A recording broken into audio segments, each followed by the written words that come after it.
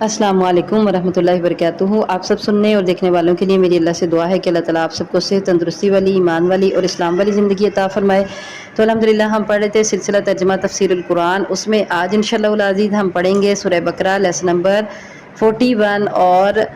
آیت نمبر ہے سورہ بقرہ کی 206۔ اعوذ باللہ من الشیطان الرجیم، بسم اللہ الرحمن الرحیم۔ وَإِذَا اور جب قیل کہا جاتا ہے لہو اس کے لیے اتق اللہ اللہ سے ڈر، اتق اللہ اللہ سے ڈر، اخذت تو پکڑتی ہے وہ اس کو العزت عزت، بالاسم گناہ کے ساتھ، فحسبہ تو سو کافی ہے اس کو جہنم جہنم، اسے جہنم ہی کافی ہے، اور لبئس البتہ یہ یقیناً برا ہے، المہاد ٹھکانہ۔ آیت نمبر 207 ہے، وَمِنَ النَّاسِ اور لوگوں میں سے بعض وہ ہیں، من یشری جو بیچتا ہے نفسہ اپنے نفس کو یا اپنے آپ کو، اپنی جان کو، ابتغاء تلاش کرنے کے لیے، مرضات اللہ اللہ کی رضامندی، واللہ اور اللہ تعالی رعوف اللہ تعالیٰ بے حد نرمی کرنے والا، رعوف یا شفقت کرنے والا ہے، بالعباد بندوں کے ساتھ یا بندوں پر۔ آیت نمبر 208 ہے، یا ایہا الذین اے لوگو آمنو جو ایمان لائے ہو، ادخلو داخل ہو جاؤ، فی السلم اسلام میں، کافتن پورے کے پورے پورے پورے، ولا تتبعوا اور نہ تم پیروی کرو، خطواتی قدموں کی، الشیطانی شیطان کے، خطوات الشیطانی شیطان کے قدموں کی، انہ بشک وہ لکم تمہارے لیے، عدو دشمن ہے، مبین کھلا واضح، عدو مبین کھلا دشمن ہے۔ آیت نمبر 209 ہے، فَإِن پھر اگر تم ڈگمگا جاؤ یا تم پھسل جاؤ، من بعدی اس کے بعد، ما جو جاءت آ گئی، کم تمہارے پاس، ما جاءت کم آئی تمہارے پاس، البینات واضح دلیلیں، فَاعْلَمُوا تو تم جان لو، ان اللہ یہ کہ اللہ تعالی عزیز سب پر غالب ہے، حکیم کمال حکمت والا ہے۔ آیت نمبر 210 ہے، هل ينظرون نہیں وہ انتظار کرتے، الا مگر ان یاتیا یہ کہ آئے، ہم ان کے پاس، اللہ تعالیٰ فی ظلل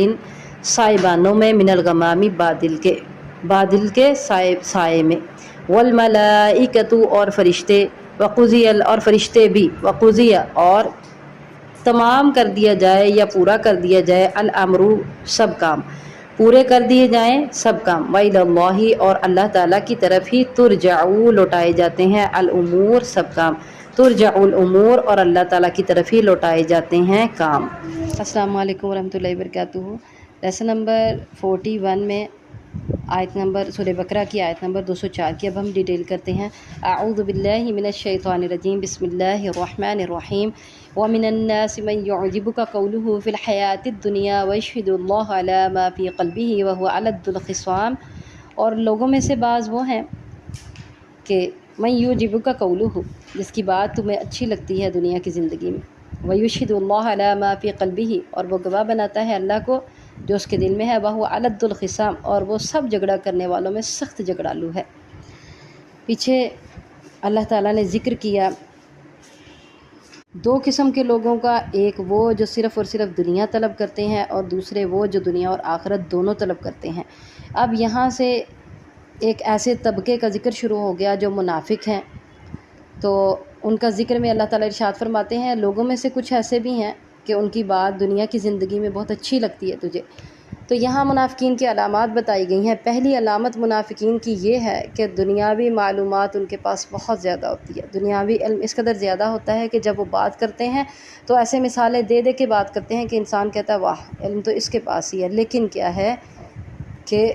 اس کے پاس اخروی علم اور دینی علم جو ہے وہ نہیں ہوتا، دینی معلومات اور آخرت کی معلومات اس کے پاس نہیں ہوتی، دنیاوی معلومات اس کے پاس ہوتی ہے۔ اب اس کا یہ مطلب نہیں ہے، اور نہ میں یہ کہنا چاہتی ہوں کہ ہم لوگ دنیا کی تعلیم حاصل نہیں کریں گے، جیسے کہ پچھلی آڈیو میں ہم نے پڑھا کہ جو طلب کرتے ہیں ربنا آتنا فی الدنیا حسنۃ وفی الآخرۃ حسنۃ وقنا عذاب النار، یعنی ہمیں اللہ تعالیٰ حکم دیتے ہیں کہ دین اور دنیا دونوں کو لے کے آگے چلنا ہے، دنیا کو اور آخرت کو، تو دنیاوی تعلیم حاصل کریں گے تو ہم دنیا کے لوگوں کو اچھے طریقے سے دین کی دعوت دے سکتے ہیں، تو اب یہ کہنے کا مطلب یہ نہیں ہے کہ دنیا کی تعلیم حاصل نہیں کرنی، بلکہ یہاں منافقین کی علامت یہ بتائی گئی ہے کہ دنیا کا علم تو ان کے پاس ہوتا ہے، لیکن آخرت کا علم ان کے پاس بالکل نہیں ہوتا، دین کا علم ان کے پاس نہیں ہوتا، اور دنیا کی جو ہے نا بات کرتے ہیں تو وہ ایسے مثالیں دے دے کے بیان کرتے ہیں کہ انسان کی عقل حیران رہ جاتی ہے، اور ہم کہتے ہیں بھی علم تو ان کے پاس ہی ہے۔ تو مطلب یہ ہے کہ منافقین کی علامتوں میں سے پہلی علامت جو یہاں ہم پڑھ رہے ہیں وہ یہ ہے کہ دین کا علم ان کے پاس نہیں ہوتا، اخروی علم ان کے پاس نہیں ہوتا، دنیا کا علم ان کے پاس اس قدر ہوتا ہے کہ ہر کوئی واہ واہ کرتا ہے اور اش اش کرتا ہے۔ دوسری منافقین کی کیا علامت بتائی گئی ہے؟ وَيُشْهِدُ اللَّهَ عَلَى مَا فِي قَلْبِهِ، اور اللہ کو گواہ بناتے ہیں اس پر جو ان کے دل میں ہے۔ اب ان کو یہ پتہ ہے کہ ان کے دل میں یہ اس چیز کا جو ہے نا وہ شبہ شک اور بلکہ یقین ہی ہوتا ہے کہ مسلمانوں کو ہمارے جو ہے نا معاملات کا پتہ ہے، ہمارے نفاق کا پتہ ہے۔ اب اپنے ایمان کا اور اپنے خلوص کا یقین دلانے کے لیے وہ بات بات پہ اللہ کی قسم کھاتے ہیں، اللہ کو گواہ بناتے ہیں۔ یشہد اللہ، بات بات پر اللہ کی قسم کھاتے ہیں تاکہ مسلمانوں کو یقین ہو جائے کہ یہ بات صحیح کہہ رہے ہیں۔ اور تیسری علامت یہاں یہ بتائی گئی ہے وَهُوَ أَلَدُّ الْخِصَامِ، اور وہ سب جھگڑا کرنے والوں میں سے سخت جھگڑالو ہے۔ الد، بہت سخت جھگڑالو، خصام جھگڑا کرنے والوں میں سے۔ آگے آیت نمبر 205 میں اللہ تعالیٰ ارشاد فرماتے ہیں وَإِذَا تَوَلَّى سَعَىٰ فِي الْأَرْضِ لِيُفْسِدَ فِيهَا، اور جب وہ واپس پلٹتا ہے تو وہ کوشش کرتا ہے، بھاگ دوڑ کرتا ہے زمین میں فساد کرنے کی۔ یہاں تولا کا دو معنی بیان کیے گئے ہیں۔ ایک معنی یہ ہے کہ تولا کا مطلب ہے جب وہ مسلمانوں کے پاس قسمیں کھاتا ہے، کھا کر واپس لوٹتا ہے، ادھر قسمیں کھا رہا ہے اپنے اخلاص کی اور اپنے خلوص کی کہ میں خالص ہوں، میں پکا مسلمان ہوں، لیکن جب واپس لوٹتا ہے تو پھر زمین میں فساد مچاتا ہے، کھیتوں کو اور نسلوں کو ہلاک کرتا ہے، ان کو خراب کرنے کی کوشش کرتا ہے، برباد کرنے کی کوشش کرتا ہے۔ تولا کا دوسرا معنی ہے متولی ہوتا ہے، یعنی جب حاکم ہوتا ہے، جب اس کو حکومت ملتی ہے، جب حاکم ہوتا ہے تو پھر یعنی جب اس کو اقتدار مل جاتا ہے تو پھر وہ کیا کرتا ہے؟ زمین میں فساد مچاتا ہے، کھیتوں کو اور نسلوں کو برباد کر دیتا ہے، اور ہر وقت اس کی یہ کوشش ہوتی ہے کہ زمین میں فساد مچائے۔ تو یہ تولا کا دو معنی بیان کیے گئے ہیں، واللہ لا یحب الفساد، اور اللہ تعالیٰ نہیں پسند کرتا فساد کو۔ یہ چوتھی صفت تھی منافقین کی، یہاں منافقین کی 4 صفات بیان کی گئی ہیں۔ آگے آیت نمبر 206 میں اللہ تعالیٰ ارشاد فرماتے ہیں وَإِذَا قِيلَ لَهُ اتَّقِ اللَّهَ، اور جب کہا جاتا ہے اس سے اللہ سے ڈر، أَخَذَتْهُ الْعِزَّةُ بِالْإِثْمِ، تو پکڑتی ہے اس کو عزت گناہ کے ساتھ، فَحَسْبُهُ جہنم، کافی ہے اس کو جہنم، اسے گناہ میں عزت پکڑتی ہے تو اس کو جہنم ہی کافی ہے، وَلَبِئْسَ الْمِہَادُ، اور البتہ برا ہے ٹھکانہ۔ 5ویں صفت یہاں منافقین کی یہ بیان کی گئی ہے کہ جب ان سے کہا جاتا ہے کہ اللہ سے ڈرو اور یہ کام چھوڑ دو، یہ نفاق کے معاملات چھوڑ دو، تو کیا کہتے ہیں؟ أَخَذَتْهُ الْعِزَّةُ بِالْإِثْمِ فَحَسْبُهُ جہنم، تو ان کو عزت نفس پکڑتی ہے، غرور پکڑتا ہے، اور گناہ میں یہ پھنسے رہتے ہیں اپنی عزت کی وجہ سے۔ أَخَذَتْهُ الْعِزَّةُ بِالْإِثْمِ، یعنی یہ گناہ میں پھنسے رہتے ہیں اپنی عزت کی وجہ سے، اور پھر کہتے ہیں کہ جو ہے اگر مسلمانوں پہ یا ہم یہ بات تسلیم کر لیں یا مسلمانوں پہ کھل جائے تو ہماری تو عزت ہی نہیں رہے گی۔ تو اللہ تعالیٰ ارشاد فرماتے ہیں فَحَسْبُهُ جہنم، کافی ہے اس کو جہنم، اور یہ بہت برا ٹھکانہ ہے۔ تو ایسے منافقین کے بارے میں اللہ تعالیٰ نے ارشاد فرمایا کہ جہنم ان کا ٹھکانہ ہے۔ پہلے اللہ تعالیٰ نے ارشاد فرمایا لا یحب الفساد، کہ ان کی جتنی بھی صفات ہیں ان کو اللہ پسند نہیں کرتے۔ یہ ان کی جتنی صفات ہیں جو یہاں ہم نے 5 ان کی علامات پڑھی ہیں، تو ان میں سے کسی بھی علامت کو اللہ پسند نہیں کرتے۔ اللہ منافقین کو ہی پسند نہیں کرتے، اللہ تعالیٰ نفاق کو ہی پسند نہیں کرتا، جیسا پہلے پارے میں ہم نے پڑھا کہ اللہ تعالیٰ ارشاد فرماتے ہیں فَمَا رَبِحَتْ تِجَارَتُهُمْ مَا كَانُوا مُهْتَدِينَ، ان کی اس تجارت نے ان کو کوئی نفع نہیں دیا اور نہ ہی یہ ہدایت والے ہیں۔ یہاں اللہ تعالیٰ ارشاد فرماتے ہیں ان کے لیے جہنم بچھونا ہے، ان کا ٹھکانہ جہنم ہے اور وہی ان کو کافی ہے۔ آگے آیت نمبر 207 ہے، اللہ تعالیٰ ارشاد فرماتے ہیں وَمِنَ النَّاسِ مَن يَشْرِي نَفْسَهُ ابْتِغَاءَ مَرْضَاتِ اللَّهِ وَاللَّهُ رَءُوفٌ بِالْعِبَادِ۔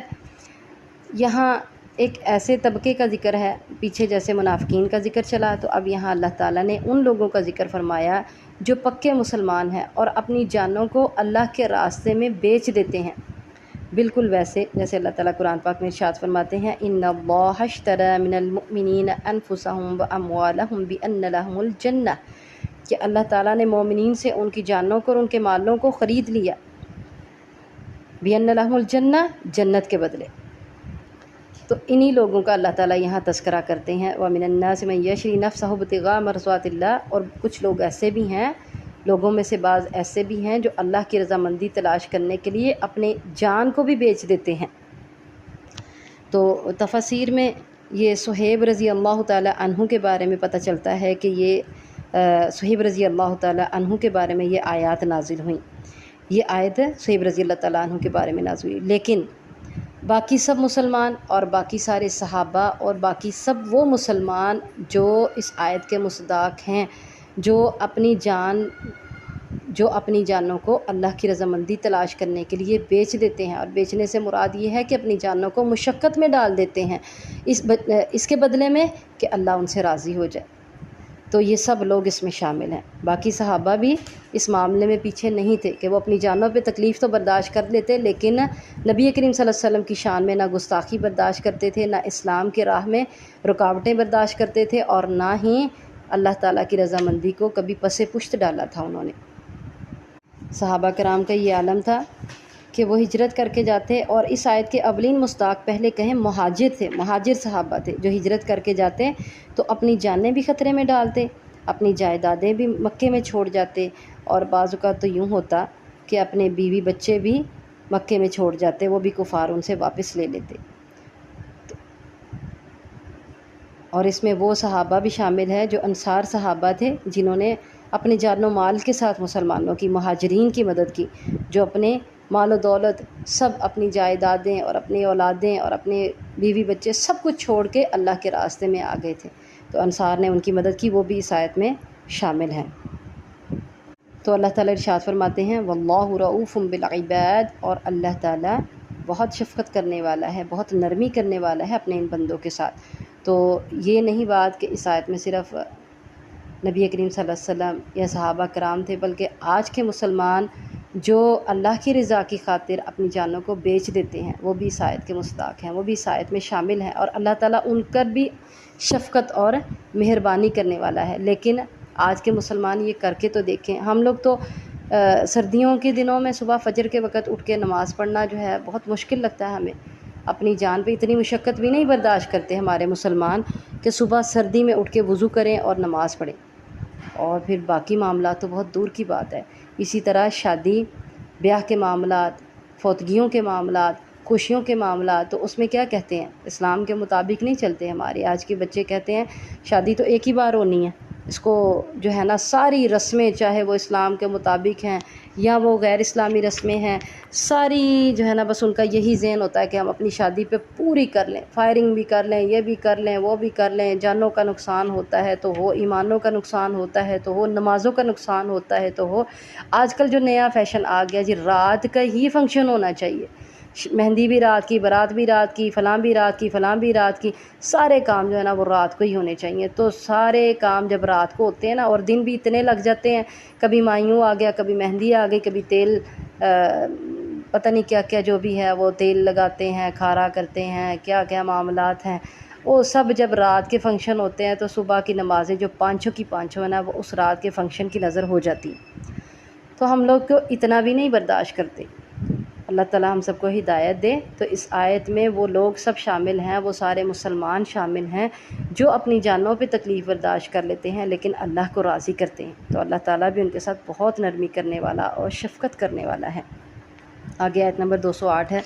उसमें अल्लाह ताला इरशाद फरमाते हैं, या अय्युहल्लज़ीना आमनु उदखुलू फ़िस्सिल्मि काफ़्फ़ह, ऐ लोगो जो ईमान लाए हो दाखिल हो जाओ इस्लाम में पूरे के पूरे। वला तत्तबिउ खुतवातिश शैतान, और शैतान के कदमों के पीछे मत चलो। इन्नहु लकुम अदुव्वुम मुबीन, बेशक वो तुम्हारे लिए खुला दुश्मन है। मुसलमानों की तारीफ़ के बाद इस आयत में अल्लाह ताला तमाम मोमिनों को हुक्म देते हैं, या अय्युहल्लज़ीना आमनु, इससे मुखातिब सारे मोमिन हैं कि ए सारे मोमिनों उदखुलू फ़िस्सिल्मि काफ़्फ़ा, इस्लाम में पूरे के पूरे दाखिल हो जाओ। जैसा कि अभी मैंने तज़किरा किया कि हम शादियों पे, फोतगियों पे, छोटे छोटे मामलात में, बड़े बड़े मामलात में इस्लाम के मुताबिक अमल नहीं करते। शादी भी इस्लाम के मुताबिक नहीं, کوئی فوت ہو گیا تو اس کی بھی رسمیں اسلام کے مطابق نہیں، بلکہ ایسا ہے کہ بر صغیر پاک و ہند جب اکٹھے تھے، بر صغیر میں پاک و ہند اکٹھے تھے، تو بہت سی ہندوؤں کی، سکھوں کی رسومات ہمارے اندر شامل ہو گئیں، اور آج ہم الحمدللہ پاکستان میں ہیں، الحمدللہ ہم آزاد ہیں، نہ کسی سکھ نہ کسی ہندو کے انڈر میں ہے الحمدللہ، لیکن پھر بھی ہم لوگ ان رسموں کو نہیں چھوڑ رہے۔ ذہنی طور پہ آج بھی ہمارے بہت سے مسلمان جو ہیں وہ ان کے ماتحت ہیں، سکھوں کے ماتحت ہیں، ہندوؤں کے ماتحت ہیں، غیر مسلموں کے ماتحت ہیں، عیسائیوں کے ماتحت ہیں، یہودیوں کے ماتحت ہیں، بہت سے رسوم جو ہے وہ ان کے مطابق ادا کرتے ہیں۔ نماز روزے کی پابندی اگر کر لیتے ہیں تو عقیدے میں شرک ہے، تجارت میں سود ہے، بینکوں میں سودی نظام ہے، عدالتوں میں غیر اللہ کا قانون ہے، معاشرت جو ہے، رہن سہن کے طریقے جو ہیں، تہذیب و تمدن جو ہے، اور یہ سارے معاملات جو ہیں یہ ہندو اور نصرانی اور یہودی ہیں، اور اسے ہم لوگ کیا کہتے ہیں، یہ دنیا کا تقاضا ہے۔ کبھی کہتے ہیں ترقی پسند ممالک جو ہے نا وہ ایسے ہی کرتے ہیں، ترقی پسند ممالک جو ہیں وہ اسلام کے مطابق چلتے ہیں۔ جاہلیت پہلے تھی، اسلام بعد میں آیا، تو آج اگر جاہلیت کی رسوم ہم نکال کے کہیں کہ ہم ترقی پسند ہیں تو ہم اسلام سے پیچھے چلے گئے ہیں، جاہلیت میں چلے گئے ہیں۔ اگر ہم اسلام میں آئیں گے تو ہم جاہلیت سے نکل کے ترقی پسند دور میں آئیں گے۔ پتہ نہیں ہمارے ذہنوں کو کیا ہو گیا ہے، ہم لوگ الٹ چل رہے ہیں اور ہم اس کو ترقی پسند سمجھ رہے ہیں کہ یہ ہماری ذہنیت ترقی پسند ہے، حالانکہ اگر دیکھا جائے جاہلیت پہلے تھی اور اسلام بعد میں آیا، تو جو اسلام میں آ رہا ہے وہ ترقی کر رہا ہے اور وہ نئے دور میں داخل ہو رہا ہے، اور جو غیر اسلامی رسومات کو نبھا رہا ہے تو وہ جاہلیت میں جا رہا ہے، وہ پیچھے کی طرف جا رہا ہے، وہ آگے کی طرف نہیں آ رہا۔ تو یہ ہماری غلط سوچ ہے، بالکل غلط سوچ ہے۔ اللہ تعالیٰ ارشاد فرماتے ہیں اسلام میں پورے کے پورے داخل ہو جاؤ۔ یہودی کیا کرتے تھے؟ اللہ تعالیٰ قرآن پاک میں ارشاد فرماتے ہیں سورہ بقرہ میں افتؤمنون ببعض الکتاب وتکفرون ببعض، تم کتاب کے بعض حصے پر ایمان لاتے اور بعض کے ساتھ کفر کرتے ہو۔ تو یہودیوں کا بھی یہی کام تھا، کچھ کو مان لیتے تھے، کچھ کو نہیں مانتے تھے۔ عیسائی بھی یہی کرتے تھے، تورات کے کچھ احکامات کو مان لیتے اور کچھ کو نہیں مانتے۔ آج ہمارے اکثریت مسلمانوں کا یہی حال ہے، کچھ احکامات کو مانتے ہیں اور کچھ کو نہیں مانتے، کچھ احکامات پر عمل کرتے ہیں جو آسان ہوتے ہیں، اور قرآن کے کچھ احکامات جو ان کو مشکل لگتے ہیں ان پر عمل نہیں کرتے۔ اور میں کہتی ہوں احکامات تو دور کی بات، ہمیں تو قرآن کا، ہمارے مسلمانوں کا آج یہ حال ہے کہ قرآن کا علم ہی نہیں کہ اللہ تعالیٰ نے اس میں حکم کیا دیا، اور پھر جب قرآن کا علم ہی نہیں تو پھر بس اپنے پاس سے بن گئی باتیں، اور اپنے پاس سے بن گئی رسمیں شادیوں میں، اپنے پاس سے بن گئی رسمیں باقی معاملات میں، اور اس میں بھی کوئی جو ہے وہ کل چل رہے ہیں، کوئی تیجا چل رہا ہے، کوئی 10واں چل رہا ہے، کوئی 40واں چل رہا ہے، پوتگیوں پہ بھی یہ معاملات ہیں، اور ہر مہینے میں پتہ نہیں کتنے کے دن الگ الگ بزرگوں کے نام پہ رکھ دیے گئے ہیں۔ یہ حالات ہیں ہمارے، قرآن کا علم نہیں ہے، نہ قرآن کا علم ہے نہ حدیث کا علم ہے۔ تو اللہ تعالیٰ ارشاد فرماتے ہیں اسلام میں پورے کے پورے داخل ہو جاؤ، اور جو اسلام پہ عمل نہیں کر رہا، جو قرآن کی آیات پہ عمل نہیں کر رہا، تو وہ کیا کر رہا ہے؟ وَلَا تَتَّبِعُوا خُطُوَاتِ الشَّيْطَانِ، یعنی اسلام میں اگر داخل نہیں ہوگے تو تم شیطان کے قدموں کے پیچھے چل رہے ہو، اور جو اسلام میں داخل ہو گیا، پورا اسلام کے مطابق عمل کر رہا ہے، تو وہ شیطان کے ساتھ بائیکاٹ کر رہا ہے، وہ شیطان کے ساتھ اعلان جنگ کر رہا ہے۔ تو اللہ تعالیٰ ہمیں شیطان سے بائیکاٹ کرنے کی توفیق دے، اللہ تعالیٰ ہمیں شیطان کے شر سے بچا کے رکھے۔ تو آیت نمبر 209 میں اللہ تعالیٰ ارشاد فرماتے ہیں فَإِن زَلَلْتُم مِّن بَعْدِ مَا جَاءَتْكُمُ الْبَيِّنَاتُ، اور اگر تم پھسل جاؤ یا ڈگمگا جاؤ یا بہک جاؤ اس کے بعد جو تمہارے پاس واضح دلائل آ چکے، تو فَاعْلَمُوا أَنَّ اللَّهَ عَزِيزٌ حَكِيمٌ، جان لو یہ کہ اللہ تعالیٰ غالب حکمت والا ہے، اور اللہ تعالیٰ اس بات پہ قادر ہے اور پورا غلبہ رکھتا ہے اللہ تعالیٰ کہ وہ تم سے حساب کتاب لے گا۔ تو پھسلنے سے بچو اور اللہ تعالیٰ کی پناہ میں آؤ۔ آگے آیت نمبر 210 میں اللہ تعالیٰ ارشاد فرماتے ہیں هَلْ يَنظُرُونَ إِلَّا أَن يَأْتِيَهُمُ اللَّهُ فِي ظُلَلٍ مِّنَ الْغَمَامِ، نہیں وہ انتظار کرتے مگر یہ کہ آئے اللہ تعالیٰ ان کے پاس بادلوں کے سائبانوں میں، وَالْمَلَائِكَةُ، اور فرشتے، وَقُضِيَ الْأَمْرُ، اور پورا کر دیا جائے کام، تمام کر دیا جائے کام۔ اب یہاں اسلام کے بنیادی عقیدہ جو ہے نا، غیب پر علم رکھنا، اس کی بات چل رہی ہے، بنیادی عقیدہ ہے۔ رسول اللہ صلی اللہ علیہ وسلم کو اللہ کا سچا رسول ماننا، اور ان کے بتائے ہوئے طریقے کے مطابق غیب پر، یعنی بغیر دیکھے جتنی بھی حقیقتیں ہیں ان سب پر ایمان لانا۔ جیسے حدیث جبرائیل میں ہم نے پڑھا کہ نبی کریم صلی اللہ علیہ وسلم نے ارشاد فرمایا غیب پر ایمان یہ ہے کہ تو فرشتوں پر ایمان لائے، اس کی کتابوں پر ایمان لانا، اللہ کے فرشتوں پر ایمان لانا، اس کے رسولوں پر ایمان لانا، آخرت کے دن پر ایمان لانا، اچھی اور بری تقدیر پر ایمان لانا۔ پھر اسی طرح اللہ کو نہیں دیکھا، اللہ پر ایمان لانا، ہم لوگوں نے نبی کریم صلی اللہ علیہ وسلم کو نہیں دیکھا، اللہ کے نبی صلی اللہ علیہ وسلم پر ایمان لانا، ہم لوگوں نے قرآن اترتا نہیں دیکھا، ہم قرآن پر بھی ایمان لانا، انبیاء کو نہیں دیکھا، انبیاء پر ایمان لانا، پہلی آسمانی کتابوں کو ہمیں نہیں دیکھا ہم نے اترتے ہوئے، ان سب پر ایمان لانا، یہ سب جو ہے نا غیب پر ایمان لانے کے مترادف۔ سب پر ایمان لانا کیا ہے؟ غیب پر ایمان لانا ہے۔ لیکن یہاں کفار کا مطالبہ بیان کیا جا رہا ہے۔ اللہ تعالیٰ ارشاد فرماتے ہیں حل ینظرون، نہیں وہ انتظار کرتے مگر یہ کہ آئے ان کے پاس اللہ تعالیٰ بادلوں کے سائبان میں۔ تو کفار مطالبہ کیا کرتے تھے بالکل ویسے جیسے یہودیوں نے بنی اسرائیل نے کہا اور کہنے لگے وَإِذْ قُلْتُمْ يَا مُوسَىٰ لَن نُؤْمِنَ لَكَ حَتَّىٰ نَرَى اللَّهَ جَهْرَةً، اور جب تم نے کہا کہ موسیٰ ہرگز نہیں ہم یقین کریں گے یہاں تک کہ ہم اللہ تعالیٰ کو واضح طور پر دیکھ لیں۔ یہ مطالبہ انہوں نے بھی کیا اور کفار بھی یہ مطالبہ کرتے تھے، یہ مطالبہ کرتے تھے کہ یہ ساری حقیقتیں جو غیب کی ہیں یہ ہماری آنکھوں کے سامنے آئیں گی تو ہم ان پر ایمان لائیں گے، ورنہ ہم ان پر ایمان نہیں لائیں گے۔ کبھی وہ کہتے کہ اللہ تعالیٰ اور فرشتوں کو دیکھنے کا مطالبہ کرتے اور کہتے کہ جب تک اللہ کو اور فرشتوں کو نہیں دیکھیں گے ہم ایمان نہیں لائیں گے، اور کبھی وہ ایمان لانے کے لیے یہ شرط رکھتے کہ تو اللہ اور فرشتوں کو سامنے لے آ، کبھی قیامت برپا ہونے کی فرمائش کرتے، تو بالکل اسی طرح جیسے بنی اسرائیل والے کیا کرتے تھے۔